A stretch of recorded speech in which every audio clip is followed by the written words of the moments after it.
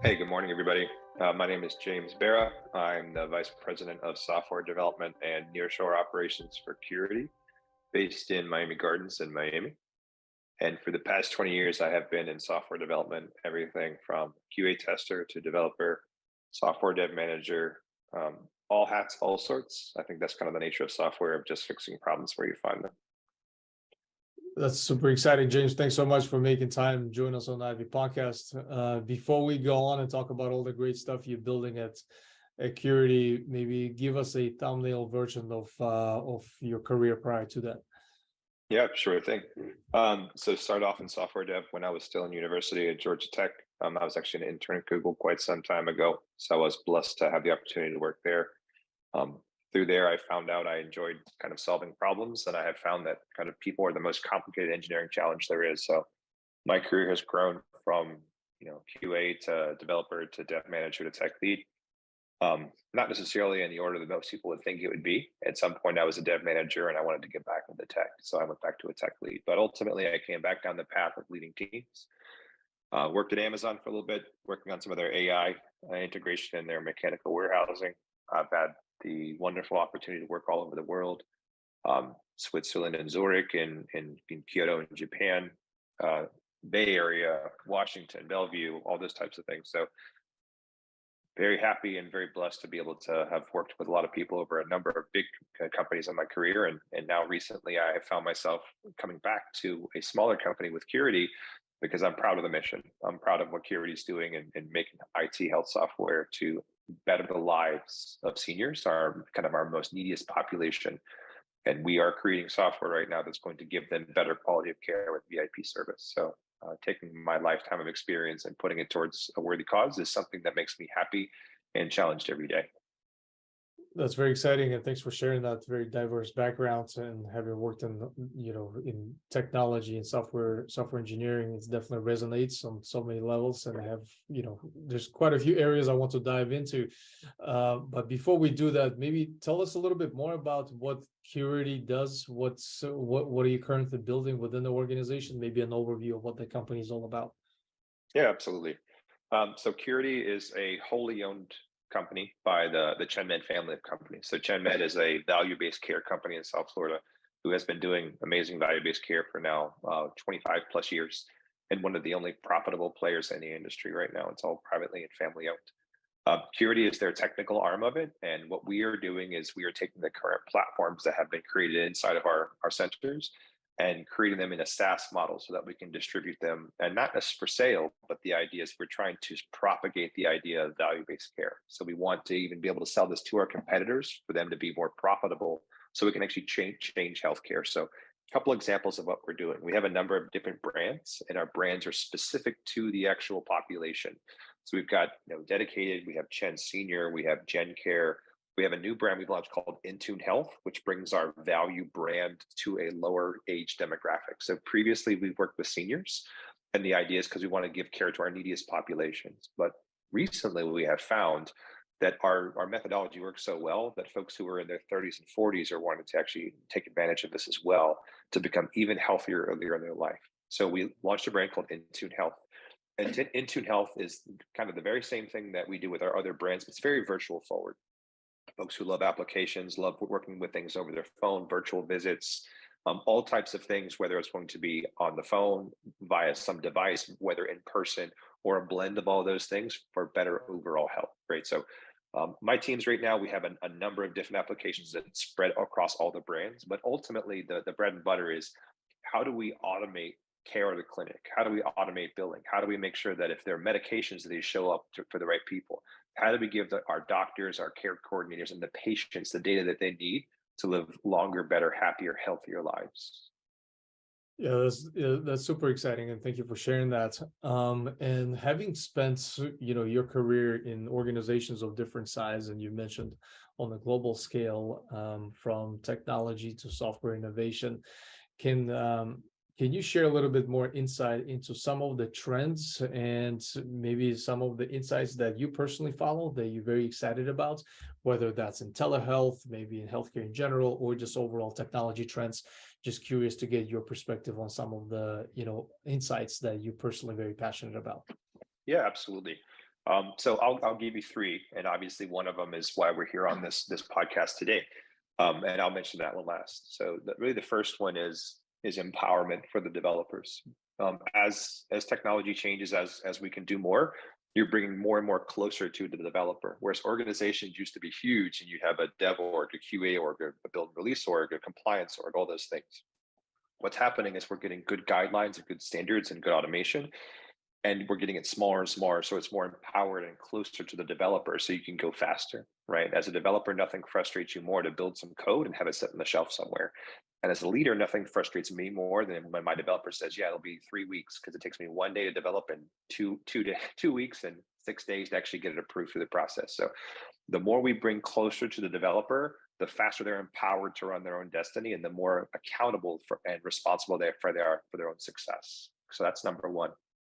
Number two is just the amazing amount of automation tools that we have out there today, right? If you're doing something manually, you need to ask yourself why that is, right? Now, not everything should and can be automated, but there are many things that if you take advantage of automation can save you a lot of time. Ultimately, I have found for a dev team, the most precious asset is time, right? When you talk about code coverage or something else, right? All those things are a derivative of time. Like sometimes you don't have a lot of time before release, and what do you skip? Do you skip QA? Do you skip these things? But if you can truly manage your tools to make time your fastest asset, you can choose to release fast, slow, on whatever cadence you need to, and bring value in a way that's going to be, time appropriate.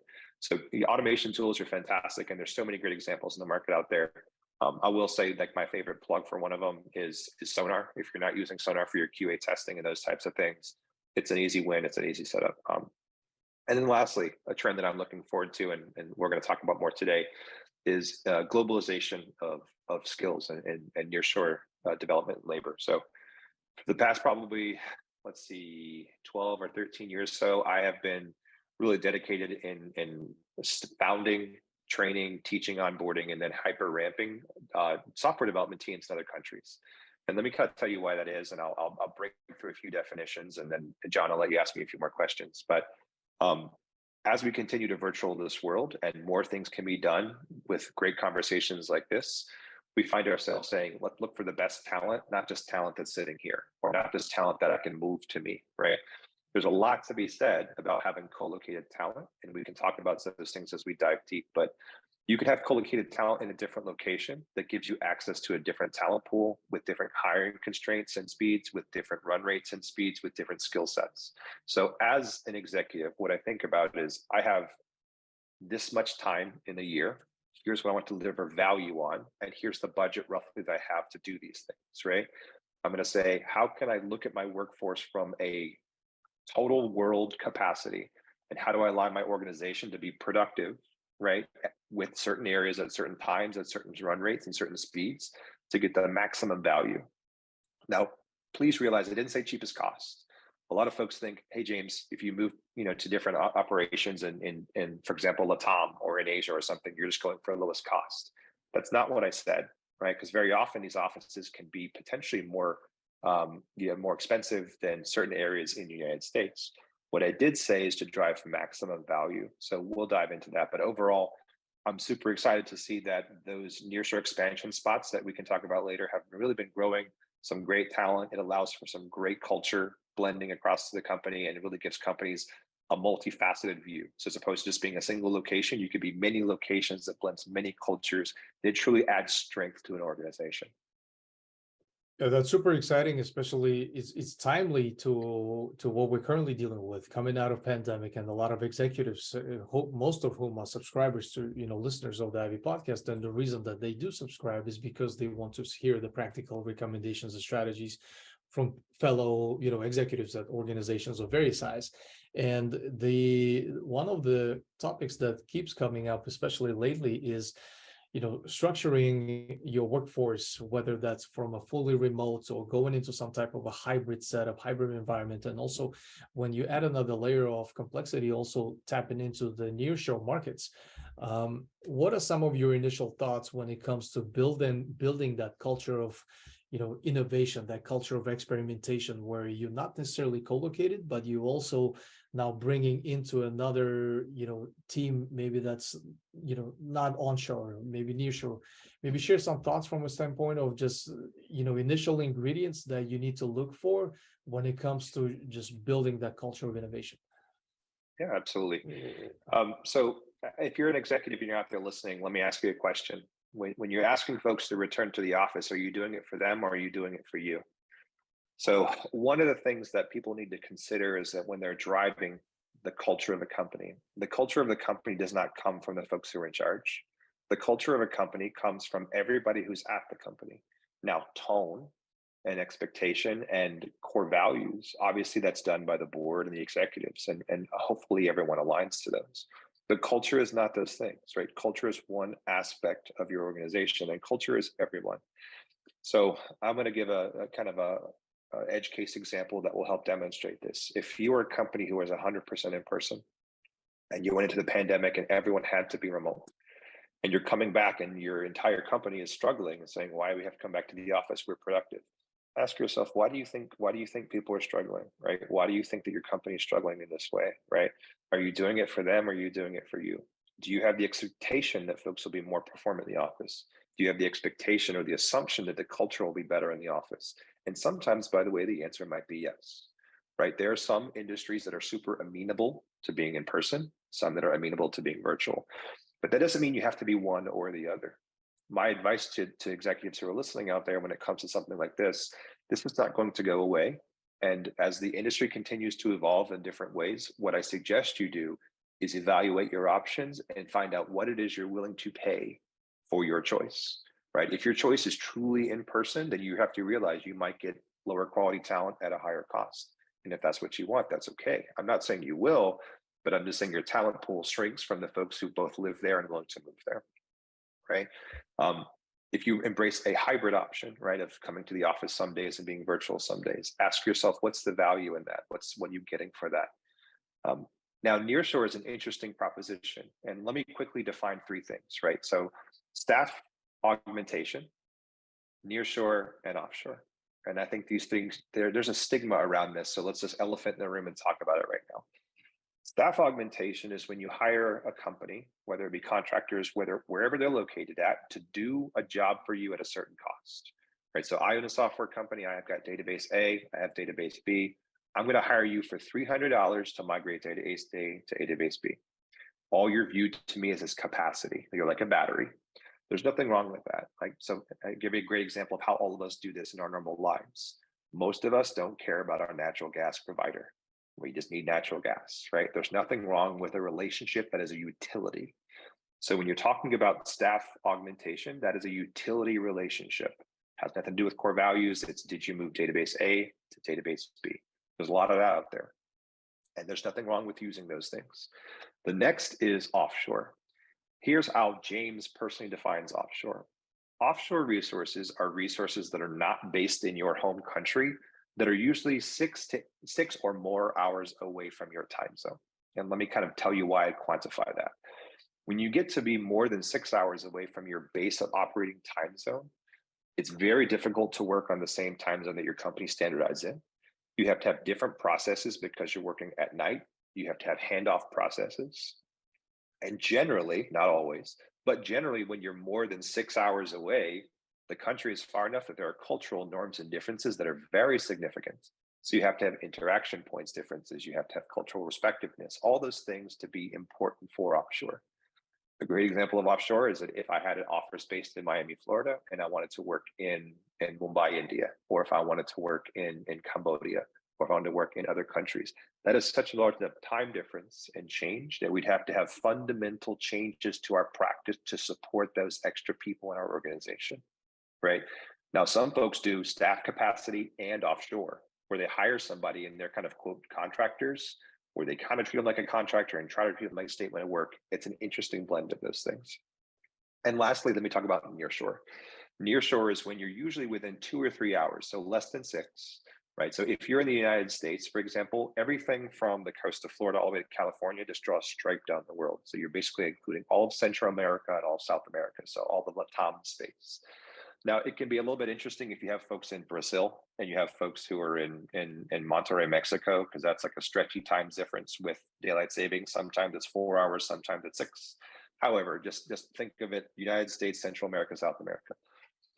Central and South America have very similar cultures in a lot of respects, with respect to cultural norms, office days, holidays. Every country is unique and beautiful and different, so you have to learn those things. But ultimately, when it comes down to James being nearshore, I say my nearshore definition is: could I fly to you in one day? Could I be there and support you if I needed to within one day? Right? In Miami, I can get to anywhere in South America within the day. If I wanted to go to Asia, it might take me 3 days to get there. So nearshore operations are folks who are waking up in your same time zone, plus or minus, folks who attend your working sessions, plus or minus. And the biggest pivotal difference between nearshore and offshore is nearshores are simply treated as employees who don't work for you, right? When I open up nearshore offices, they get the same benefits that my employees get, with slight variations based off country. They're not treated like, hey, this is a person in the Costa Rica office, this is a person in the Sao Paulo office or Brazil. We respect them like that, but they're treated just like employees who live somewhere else. So they are both in person because they go to the office there, but their office is represented virtually. So if you're an executive who's listening earlier, when I talked about embrace the change, nearshore is both a combination of being in person when those folks will come to the office, but they're not in your office. They're hybridly and they're virtually represented. So that's an interesting new angle. If you haven't thought about it, it's you have an actual physical presence in another location where folks are virtually being presented to you. And that's just your company growing in size and growing in complexity and depth. I love the comparison that you drew between the offshore and nearshore, because there's oftentimes misconceptions when it comes to offshore opportunities and the different, actually where the teams are located. Where do you see the most opportunity when it comes to nearshore, especially, we're talking in the context of technical talent, of software engineering, and yes, both of us we're located on the East Coast of the United States, and you've mentioned that kind of the downstream view going into LATAM. Which countries in particular do you see great growth, maybe exceptional talent when it comes to also availability, to the extent that you can share that those insights? Just maybe tell us where's the most activities at these days. Yeah, absolutely. So the short answer is it's complicated, right? And the longer answer is this: it depends upon what type of skills you're looking for, how long you're looking for them, and why you're looking for them, right? So I'll give you a great example.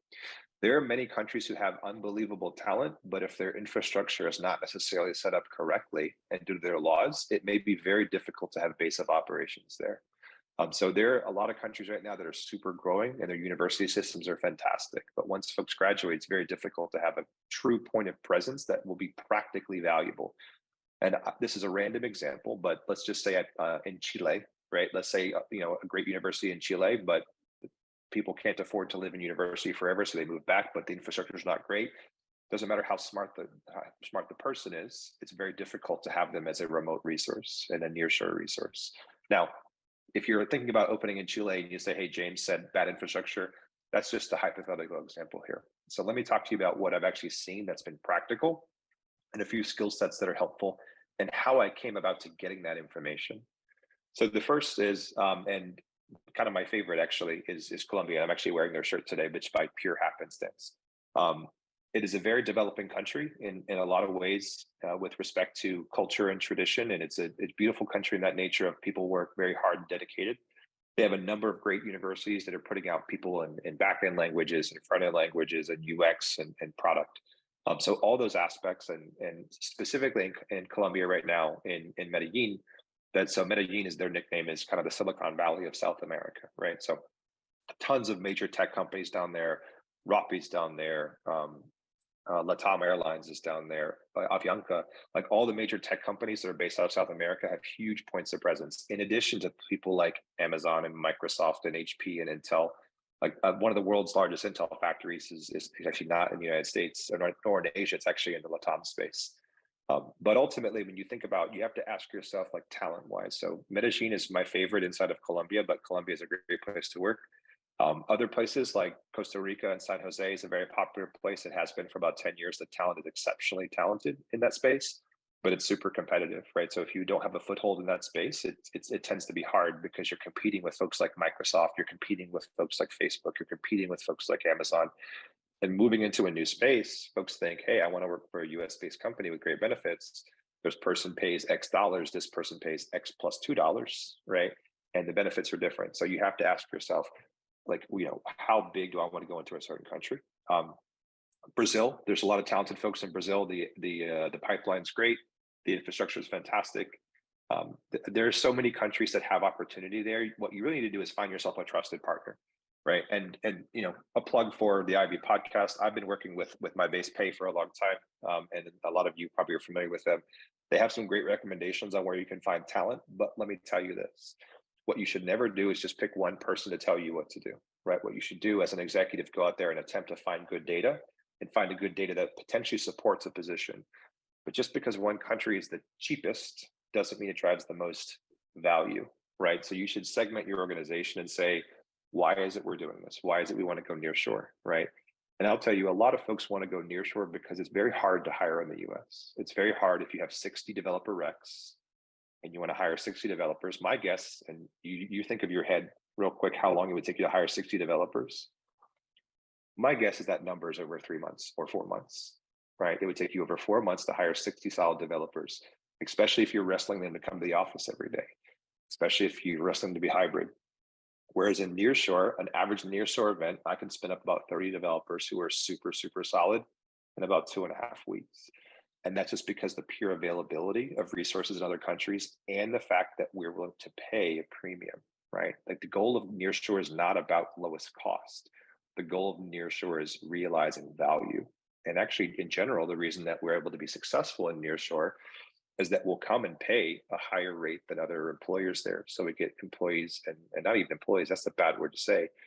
We get members of our family who come down there and who will work for us and be dedicated to us and who we take care of and who are part of our culture and part of our teams and part of our company. And we're good to them, right? And it's a great opportunity for them. It's a great opportunity for their community because we invest back in the community. And for us, it's a great opportunity to seize time as our greatest resource and asset and take advantage and really truly create value in the time that we have. Are you at all concerned, or maybe what? Talk to us a little bit more. What do you prepare for as a next kind of that next phase? Because you've mentioned a lot of huge companies, a lot of growth in these nearshore countries, and so, yes, availability is there, and perhaps certain points of affordability in some of the tech talent. But with a lot of companies moving in that direction and that trend picking up steam and growing more and more with year over year, at some point we're going to hit a plateau, and where you're going to see also the scarcity of the talent, and perhaps the salaries and the rates are not as competitive as what they used to. Just what are your thoughts from that perspective? What are you thinking? What are you preparing for? Yeah, and that's a great question, and just something just to address head on, right? I'll give you a couple examples of where that's happened before. I'll give you an example of where it's happening today, and I'll give you an example of what will happen in the future and why that is. So if you look at the country of Panama, right, the national currency of Panama is the US dollar. And because the US dollar has become the standard down there since the Panama Canal, what happens is the majority of pricing is in US dollars. So even if you look at the country of Panama, which is right next door, right in the Latam space, the cost is very high because cost of living is very high because of laws, right? Ultimately, as executives, all of us are to the mercy of the laws of wherever we operate and do business. So knowing that when you expand in nearshore, whatever country it is, you're going to have to become a semi-legal expert in all things that are legal and all things that are cultural, because otherwise it will bite you and bite you difficult, right? So Panama today, if you hire developers in Panama, often a lot of developers in Panama will want more than developers here in the United States, right? You're like, wow, hey, what do you mean? You're charging a California Bay Area salary and you're based in Panama, and because some of the cost of living there might be difficult. So that's said and done. That's been there for a long time. Now there are some great resources in Panama, and I'm not trying to make a blanket statement, but what I am saying is my experience has been when I've found a developer from Panama, I'm usually looking somebody in the Bay Area at the same time because their prices might be the exact same thing. Now, a country who's on the way to doing that, right? So Costa Rica, my company Curity, we have at this point 30, I think 38 or 39 resources in Costa Rica. Love Costa Rica, love San Jose. It's very competitive. So as I mentioned to you, the office we're at right now, less than a 5-minute drive. I can get to the Intel plant. I can get to a Microsoft office. I can get to an HP office, Amazon, all those things.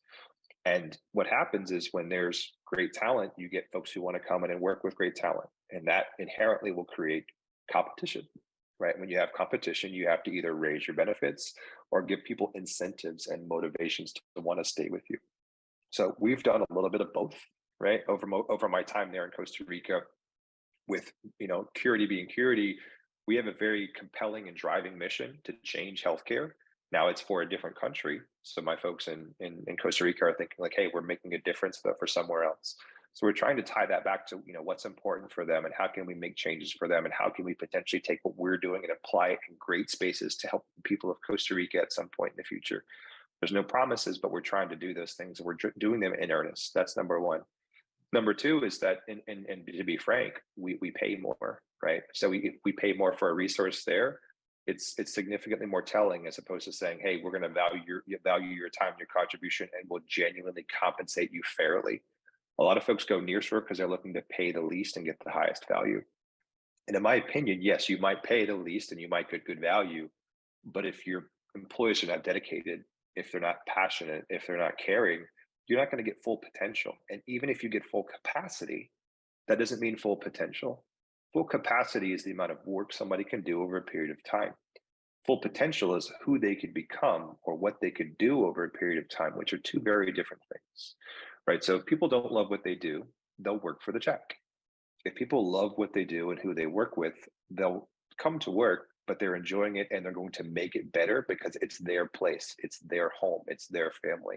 So we pay a bit more and we provide an amazing environment with a beautiful office with some great amenities. And I visit the team once a month. I'll take the team out and say, hey, how are you doing? I work with my nearshore resources just like with my onshore resources. And I want to see like what can we do to make this better for you? And it's not always money.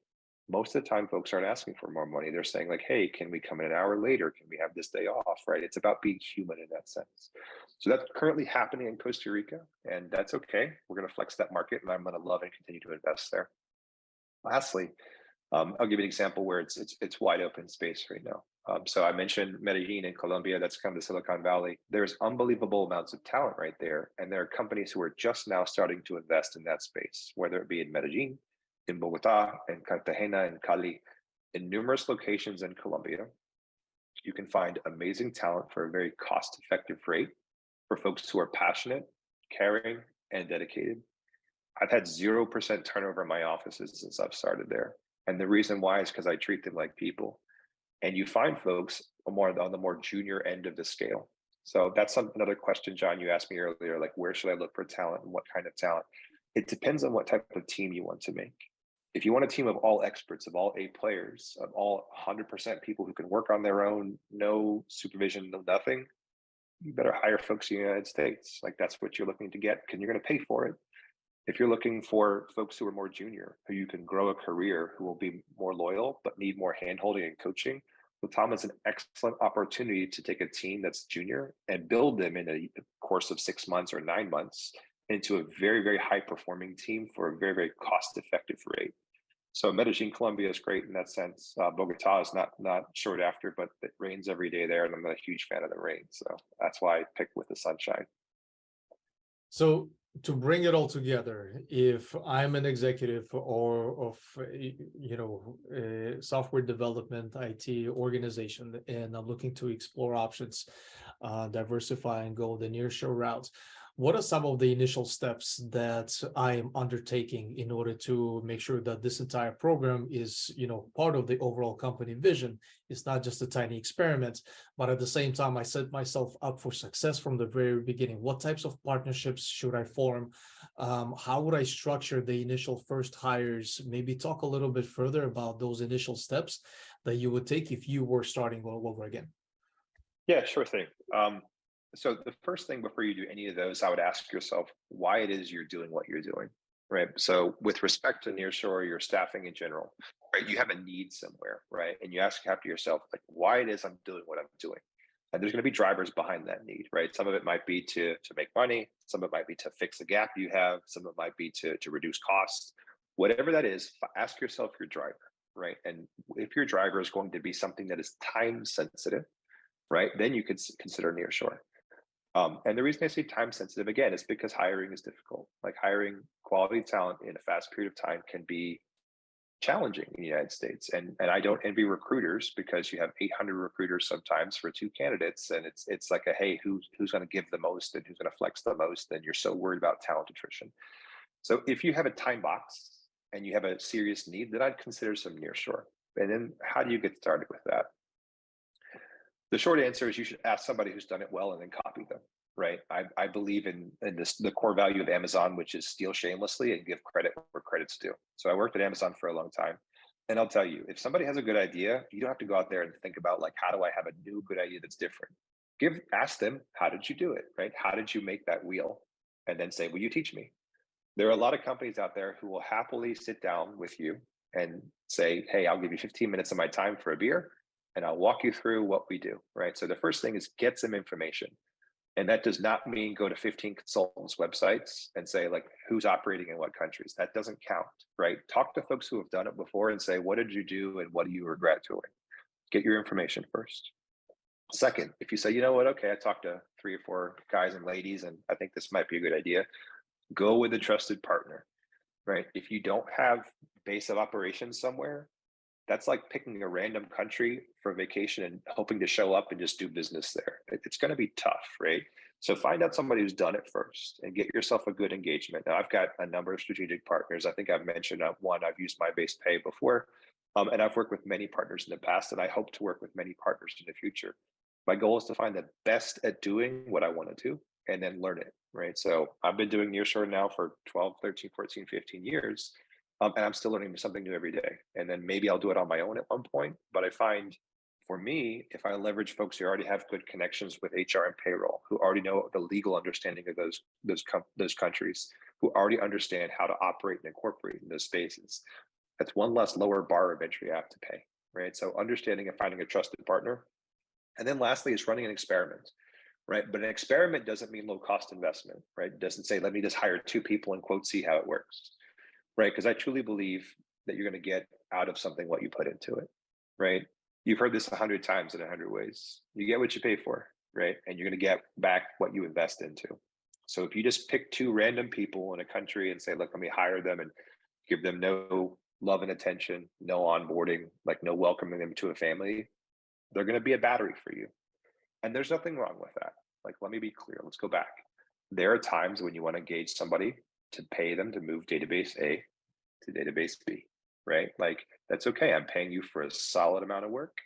You do it in 15 seconds or 15 hours, you still get $10, whatever that is. There's nothing wrong with that. Like, again, we all want our natural gas from somewhere for our house, and that's what you pay for. That's what you get. But nearshore is not that. Nearshore is an investment into another person who will be an employee, whether they're your direct employee or whether they're through a third party in a different country, right? That's how you have to have the mental lens of somebody who's there. And it's going to be difficult, right? Which means you probably need to get your butt or somebody else's butt on a plane to go and hire them and meet them and understand those needs.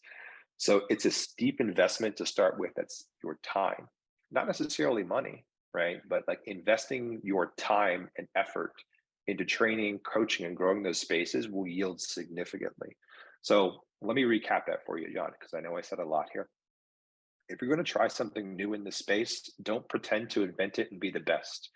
Now, you might come up with something that's the best later, but look around and see who's done it and see who you admire and ask questions. Find somebody who's done it before and say, hey, what did you learn and what can I do better? And then even better, ask for their help. Say, hey, do you happen to go there? Can you help me out? As an executive, I'll tell you, I don't ask for help often enough, and I should, right? That's one of the things I've found over my career is I've got connections in a lot of places, and I should call somebody and say, hey, you know what? I have a really solid hire in the Sao Paulo region, and I really can't meet him, but I need you to do me a solid. I need you to go ahead and take the guy out for dinner tonight and actually understand who this person is. Give me the cultural value of this person. And because I know you can tell them all about me and see if we're a potential good fit, right? Like ask your friends, ask your peers for help in those spaces. You never know if they're going to say yes for you, right? And then lastly, don't be afraid of initial low results. When it comes to nearshore teams, I'll tell you they're an investment. You should not do this is again, this is James's personal opinion. Nearshore teams are not meant for 3-month projects. When you have a 3-month project of moving database A to database B, you hire staff augmentation. You say, look, I've got a super hard time box. I got to move database A to database B. The requirements are set. You hire somebody to do that, right? And there are plenty of firms who will help you do that in many different countries. Nearshore teams generally tend to be less productive in the first 3 months because they're younger, they're more junior, like we mentioned. You have to train them, you have to onboard them, you have to get them equipment, all of those things to get them going integrated into your culture and your company. Now, notice I didn't just say to get the work done. I didn't even mention the work in that statement. I said to get them integrated into your culture and your company. They also are going to be doing work, but keep in mind your resources over here who are doing work are teaching them. So productivity on this side is going to go up a little bit, but it'll go down significantly here. So you're actually usually paying more and you're getting less productivity in the first 3 months. However, what happens is that is going to come this way. And this nearshore bucket will get 75, 80% as productive as your onshore people, and they're going to cost you potentially half as much. That's where the true value of nearshore comes in when you have folks on 3, 6, 9, 12, even more. The longer you keep a nearshore resource, obviously you're going to grow their salary just like everybody else, but your return will be significantly higher over time, right? So that's why I'd say, think about it. If it's a long time boxed investment that you want to change your company culture and grow it and evolve it in a lot of ways, and you're willing to ask for help, that's a great first starting place. That's great intel, James, and thank you for sharing that. And to bring this home, maybe from a different lens of a perspective, you've unpacked a lot of the advantages, a lot of the strategy, a lot of the initial steps that you could potentially take to explore, going into nearshore routes. But maybe talk a little bit more about the lessons learned through this journey, maybe through the recent engagements. What are some of the things that you have learned, maybe you would have done differently, maybe some of the potential risks that you should pay attention to, and essentially just unpack a little bit more from the disadvantage side to some of the things that you should plan for that may not be so obvious at the very beginning. Yeah, absolutely. So as I had mentioned, I've been doing nearshore for a long time, and I've if there's a roadblock or a speed bump, I've hit them. Right, and it's not a journey for the weak of heart, but I will tell you, it's evolved me as a leader probably more than anything else I've ever done because it's forced me to understand perspective, and I believe perspective is the most powerful teacher you can have. So let's talk about a couple of the challenges. The first one is every country has their own government, and governments change their minds a whole lot. And when you're starting to deal with 2, 3, 4, 5 governments, it's very interesting to have to keep abreast of what's going on, who's being elected to policy and whatnot. So understanding is as you diversify, it adds a layer of complexity. At some of my previous lives, we had nearshore operations in 10, 12 countries. And I would spend hours every week being like, hey, what's the new political thing going on? What's the new HR rules? What's this? And that's tough. If you manage those on your own, that's tough, right? Making sure that you have a trusted partner to kind of run those operations for you is, I tried to go in and do it myself initially, and it's painful. Now, it's worth it, right? But like I quite frankly didn't have the time, and if it was wrong, it was my butt on the line there. So I moved to a partner to say, like, if you're already licensed to that company, you already know these things, like I'm paying you for your expertise. So thinking you can do it on your own, I mean, you probably can. I'm not going to say you can't, but I'm going to say that I've been doing it for a long time. And unless you're planning on hiring 20,000 employees or even 5,000 employees, don't even put that thing in your mind right now. Like, start with a partner who can help you out, and then a proper partner, by the way, will have a agreed upon exit strategy, right? So I've got a partner today. I'm not going to name drop here again, but if I've got solid resources in certain countries, after a certain period of time in our agreement, I'm allowed to convert them to full-time employees. So it's kind of a great try to buy, and that partner will help me establish in those spaces. So I mentioned before, don't go it alone. That's the first one. So like laws are a big stopper. The second pitfall here that you should look out for is that if you're not willing to invest, and let me reiterate, invest doesn't mean a bunch of money. If you're not willing to invest time and effort and energy, don't do it. Right? It's not the right reason, because if you just want to hire somebody to move database A to database B, just go hire somebody to move them. Right? It's going to save you time. I mentioned I see all my nearshore people once a month in person, and that's a time investment, right? Having to get on a plane and go to these offices, having to do one-on-ones with my team. Like some people ask me, like, James, why do you have one-on-ones with your contractors? And they say, well, they're not contractors, they're my Nearshore team, right? They're like, well, yeah, but they don't work for you. And I said, yeah, they do. They just don't work for me properly as far as payroll and whatnot, but they're part of the family. The only reason they are is because I'm not licensed to do business there yet. Like, so you have to have the mentality of, are you looking to grow your business, or you're looking to time and invest? And if you had a leader and you said just because their paycheck was coming from somebody else, you wouldn't coach or train them, that's not the mentality you should have here. Because the more you invest there, the more you're going to get back. So be willing to travel, be willing to actually go and do what's needed. Be willing to celebrate tons of other holidays you didn't know existed, right? Because just like Thanksgiving is important for us, right? There are other holidays in other countries that are equally as important, that have value. And being culturally respectful has grown me a lot in my career and understanding. And then last is going to be understanding potential versus ability, right? This is where I think a lot of executives fail when they say, look, hey, I have a VP position open right now, and I want to get a candidate who's from Harvard Business and X, Y, and Z, and who's had 15 years of experience, right? There are times where you need an A player who can just run, right? And the more executive you get, the more you need somebody who can come in and do the job right away. And that does exist in the Latam spaces for Nearshore, but super limited. Just like the US market is super limited for good executives, it's going to be even more limited outside of the world, right? But when we start going to positions that are more hands-on, more technical, more software specific, ask yourself, do I need 15 people who can run right away? Or am I okay hiring 2 people who can run right away and have them train the other 13? So potential is looking at somebody and seeing what they will be or could be in 3 to 6 months. Ability is what they can do today, right? So if I'm looking at 15, if I've got 15 open recs for React developers, right? And I see a bunch of resumes and there's 3 people in the interview who are like, look, James, I don't know React, which leads me to a little side story. And I'll tell you about how I actually interview almost everybody in Nearshore, which is absolutely not scalable. I just love doing it. So I'll get back to it. But if I'm interviewing 3 people who don't even know React, it has happened to get to me in front of me, but they're a good culture fit. They're strong technically in Angular. They've done tons of other stuff.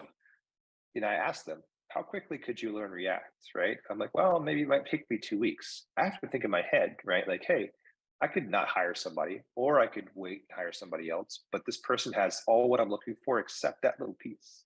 Like, do I see the ability in them, the potential in them to run and grow and do this thing? So when you hire for Nearshore, you should be hiring for a good combination of straight raw talent, but more so ability, right? If you're willing to invest, right? And that's the mistake I think most people will make. They're going to be like, James, I want 15 solid candidates who are all full stack developers who can do everything out of the gate day one. And I'm like, congratulations, go to Southern California. You'll get exactly what you're looking for, right? And they're like, well, yeah, but my budget is 1/10 of that. And I'm like, well, so here's the secret. Go, invest, teach, coach, understand when people fail, support when they may fail, celebrate when they win, and grow a team. Because a good farm team, and I'll quote Pat Riley here, a good, small, nimble team can run circles around a big team. And that has a lot to do with passion, investment, time, and feeding from the coach, right? If you're when we want to coach somebody, that's the last piece. You got to be ready to invest there. And I'm not talking about dollars. I'm talking about everything but dollars.